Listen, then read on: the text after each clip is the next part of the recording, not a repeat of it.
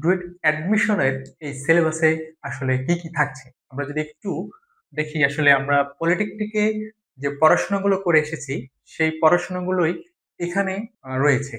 যদি আমরা দেখি যে স্ট্রাকচারাল মেকানিক্স, এই সাবজেক্টটা আসলে আমরা পলিটেকনিকের চতুর্থ পর্বে পড়াশোনা করে এসেছি।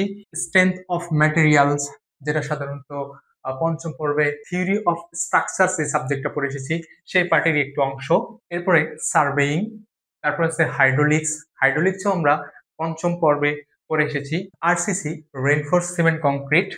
এরপর estimating and costing, soil mechanics, যেটা সাধারণত জিওটেকনিক্যাল ইঞ্জিনিয়ারিং হিসেবে পরিচিত। এরপর কনস্ট্রাকশন প্রসেস এবং ইঞ্জিনিয়ারিং ম্যাটেরিয়ালস। এই কয়েকটা সাবজেক্টের সমন্বয়ে মূলত আমাদের সিভিল ডিপার্টমেন্টের ডুয়েট অ্যাডমিশন কোর্সটি সাজানো। তো শুরুতেই আসি স্ট্রাকচারাল মেকানিক্স। এই সাবজেক্টে মূলত আমাদের অর্থাৎ স্ট্রাকচারাল মেকানিক্স যে পার্টটা আছে সেই পার্টের ভিতরে শুধুমাত্র আমরা পড়বো বল ব্যবস্থাপনা সম্পর্কে, মোমেন্ট সম্পর্কে এবং ঘর্ষণ সম্পর্কে, সেন্টার অফ গ্র্যাভিটি অর্থাৎ ভর কেন্দ্র সম্পর্কে, মোমেন্ট অফ ইনারশিয়া এবং কাজ ক্ষমতা এবং শক্তি সম্পর্কে।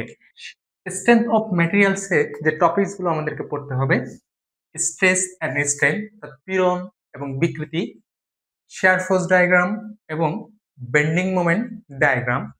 এরপর শেয়ার স্ট্রেস এবং বেন্ডিং স্ট্রেস। আর লাস্ট আরেকটা টপিকস পড়তে হবে, সেটা হচ্ছে ডিফ্লেকশন, মানে হচ্ছে বিচ্যুতি। এই চারটা টপিকস মূলত আমাদের স্ট্রেংথ অফ ম্যাটেরিয়ালসে রয়েছে। সার্ভিং পার্টে যে অংশটুকু আমাদের পড়তে হবে চেন সার্ভিং। চেন সার্ভিং এর ভিতরে থাকবে ফিতা সংশোধনী, শিকল জরিপ। এরপর হচ্ছে কি লেভেলিং, অর্থাৎ উঁচু নিচু পদ্ধতিতে টোটাল স্টেশনের সাহায্যে আমরা যে নির্ণয় করে থাকি, লেভেলিং। এরপর হচ্ছে কন্টুরিং, তারপর ট্রাভার্স জরিপ এবং ত্রিকোণমিতিক্যাল লেভেলিং। এই কয়েকটা টপিকস মূলত আমরা এখানে সার্ভিং পার্টের জন্য পড়াশোনা করব। হাইড্রোলিক্স পার্টটুকুর ভিতরে আমাদের যে অংশটুকু পড়তে হবে ফ্লুইড ফ্লো, অর্থাৎ প্রবাহ নীতি, প্রেসার, চাপ সম্পর্কিত, ম্যানোমিটার, ম্যানোমিটার সম্পর্কিত যে প্রবলেমগুলো আছে সেগুলো পড়তে হবে। সেন্টার অফ প্রেসার অর্থাৎ চাপ কেন্দ্র এবং হেড লস, নস আর উইয়ার। এই টপিকগুলো পড়লেই মোটামুটি ভাবে আমরা বলতে পারি যে হাইড্রোলিক্স পার্টটুকু আমাদের কভার হয়ে যাবে।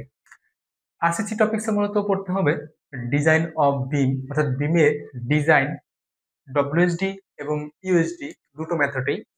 ডিজাইন অফ কলাম, কলামের ডিজাইন ডব্লিউএসডি এবং ইউএসডি উভয় মেথডেই। স্ল্যাবের ডিজাইন, ফুটিং ডিজাইন এবং শেয়ার স্ট্রেস এবং বন্ড স্ট্রেস। এতটুকু পড়লেই আমরা মোটামুটি ভাবে ধরে নিতে পারি যে রেইনফোর্স সিমেন্ট কংক্রিট এই যে পার্টটুকু আছে এটুকু শেষ হয়ে যাবে আর কি। এরপর যদি আমরা দেখি estimating and costing. Estimating and costing সাবজেক্টে শুধুমাত্র আমাদের আর্ট ওয়ার্ক অর্থাৎ মাটি কাটার কাজ, যেটা পুকুরের ক্ষেত্রে হতে পারে বা বিভিন্ন স্থাপনার ক্ষেত্রে হতে পারে, এখানে মাটি কাটার কাজ এবং আরসিসি ওয়ার্ক অর্থাৎ কি পরিমাণ আরসিসি কাজ আমাদেরকে করতে হবে সে কাজটুকু ডিফাইন করতে হবে শুধুমাত্র এস্টিমেটিং অ্যান্ড কস্টিং এ। হ্যাঁ, সয়েল মেকানিক্স এর ক্ষেত্রে, সয়েল মেকানিক্স হচ্ছে কি জিও টেকনিক্যাল ইঞ্জিনিয়ারিং এর একটা পার্ট। জিওটেকনিক্যাল ইঞ্জিনিয়ারিং আমাদের পড়তে হবে ফেস রিলেশন সম্পর্কে, ফ্লো ইন্ডেক্স সম্পর্কে, এছাড়াও আরো কয়েকটি পার্ট আছে আর কি। এছাড়া আমাদেরকে আর পড়তে হবে কনস্ট্রাকশন প্রসেস এবং ইঞ্জিনিয়ারিং যে ম্যাটেরিয়ালস, দুটো সাবজেক্ট আছে। এই দুটো সাবজেক্ট মূলত থিওরিটিক্যালি আছে। থিওরি সম্পর্কে যদি আমাদের একটু ধারণা রাখতে হয় সেক্ষেত্রে এই দুটো সাবজেক্টকে পড়তে হবে আর কি ডুয়েট অ্যাডমিশনের জন্য। ডুয়েট অ্যাডমিশনে আরেকটা পজিটিভ দিক হচ্ছে যে আমাদের ডিপার্টমেন্ট পার্টটুকুতে শুধুমাত্র একটা থিওরিটিক্যাল কোশ্চেন আসে, এছাড়া বাদ বাকি সব ম্যাথ রিলেটেড প্রবলেম গুলো আসে। তো এই ছিল ওভারঅল ডুয়েট অ্যাডমিশনের সিলেবাস এবং আমরা যে সিলেবাসটুকু কাভার করব, এই যে টোটাল সিলেবাসটুকু আছে এই সাবজেক্টগুলো মূলত আমরা এই ভিডিও ক্লাসগুলোর মাধ্যমে কাভার করে থাকবো। এখন আমরা দেখব ডুয়েট অ্যাডমিশনের মান বন্টন। আসলে কত মার্ক করে পরীক্ষায় থাকবে সেই জিনিসটা। ডুয়েট অ্যাডমিশনের জন্য মার্ক ডিস্ট্রিবিউশন আসলে সম্পূর্ণ মার্ক হচ্ছে 300 মার্ক। 300 মার্কের ভিতরে 150 মার্ক হয় ডিপার্টমেন্টের এবং 150 মার্ক হয় নন ডিপার্টমেন্টের জন্য। 150 মার্ক ডিপার্টমেন্টের মধ্যে এমসিকিউ হয় 60 মার্কের এবং রিটেন হয় বাকি 90 মার্কের। টোটাল হচ্ছে 150 মার্ক। এই এমসিকিউ 40টা এমসিকিউ থাকবে এবং প্রতিটি এমসিকিউ এর মার্ক হচ্ছে 1.5। কোনো নেগেটিভ মার্কিং এখানে নাই। রিটেনের ক্ষেত্রে 90 মার্ক।